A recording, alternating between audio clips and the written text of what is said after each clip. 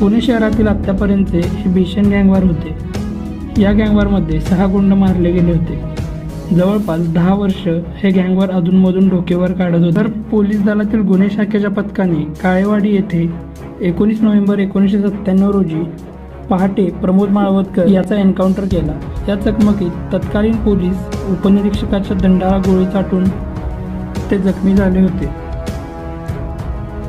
प्रमोद माळवदकर याच्या मृत्यूनंतर माळवदकर टोळी जवळपास नामशेष झाली.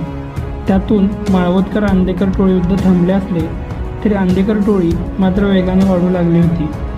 बाळू आंदेकर याच्यानंतर सूर्यकांत उर्फ बंडू आंदेकर याच्याकडे आंदेकर टोळीची सूत्रे गेली.